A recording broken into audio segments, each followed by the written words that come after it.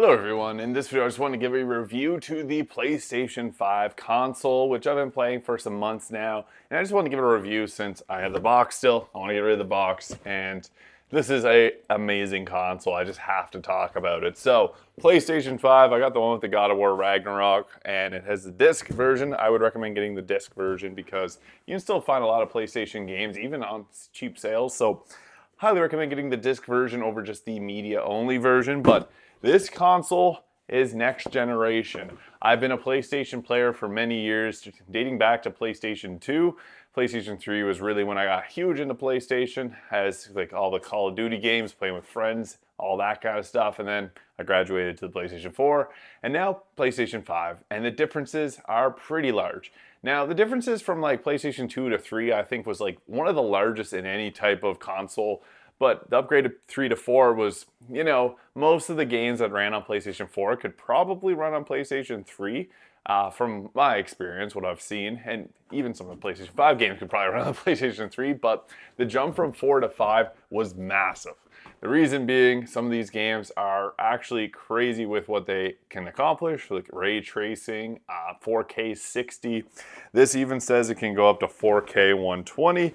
Now, I think that that is not truly the case since there isn't really that many games that can run 4K 120. I think Ori and the Will of the Wisps is one of the only few games, but it says 4K 120 there. It also supports 8K, which I don't think is really that necessary. It also has HDR, and I think the HDR works really nice, especially in some of the games that are a little bit darker. You get to see a little bit better in them. Now, this game is crazy. It has an SSD, custom CPU. It's fast, really fast. And one thing with the PlayStation 5 is the internal SSD stores all the PlayStation 5 games. I have an external hard drive that I use, and it can only do PlayStation 4 games. That's fine because there's still a lot of PlayStation 4 games. And even if you got like some PlayStation 5 games, you can download the PlayStation 4 version of them if you want for a smaller install size or just to keep some safe space on your SSD. But overall, this is a powerful, powerful system. It has 3D audio, which I think is really cool. So if you're playing a game like Call of Duty and you got a headset on and you hear someone shoot that way, the sound's going to come from that area. I think that is crazy immersive, and it works really well in other games, even like Elden Ring. You can hear some people creeping up from a certain direction. You can turn around, fight them. I find that my gaming has gotten even better, both in online games or even just story games, single player games, because playing with a headset, the 3D audio in this is absolutely nutty, and it works very well. All the features that I've found on the PlayStation 5 work great. So if you're someone that likes to record your gameplay, you can have it set up that it'll record whenever you, let's say, have a personal best game in Call of Duty. You can have it so it saves that game, and it's just going to do that automatically, which I think is really cool. It also can save videos after you get trophies. I turned that off, but also really easily on the PlayStation controller, there's the share button there. You press it once to pull up the share screen in the game, and then you can press and hold it or double tap it, and you can do different things like save 15 minutes of your previous gameplay. So if you're fighting a boss in like Dark Souls and you just want to save it, double tap, quick and easy. You can save the last 5 minutes, last 15, it's customizable. So it's great for recording, great for gaming. I really like the controller. I just did a review on the controller as well, so you can check that out if you want a little bit more information.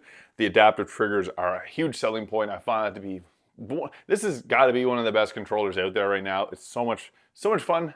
Feels nice in hand. Everything about the PlayStation 5 has been phenomenal so far. And it's truly a new generation in gaming when we got games that can run. Like a PlayStation 5 is pretty comparable to a gaming computer at this point because the output of that thing is crazy. There's a lot of games, even like Baldur's Gate 3, which are now on PlayStation. So it's getting some PC, you'd think PC exclusive games on PlayStation. So that's pretty huge. Overall, PlayStation 5 console, on a scale of 1 to 10, I'm giving this thing a solid 9.5.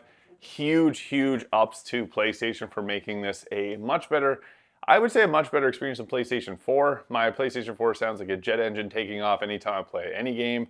And PlayStation 5, it does heat up a little bit, but I haven't heard it be loud. You can even change the beep on it now so it's quieter. So lots of great changes to the PlayStation 5 from PlayStation 4. If you're a PlayStation fanboy like myself, you will love this console. So I'm a little bit biased. I do like PlayStation. So yeah, this review is just my experience with it. Let me know in the comments what you think of the PlayStation 5. Always curious to hear what others are saying. Thank you so much for watching. And yes, this is the PlayStation 5 in 2023. Peace.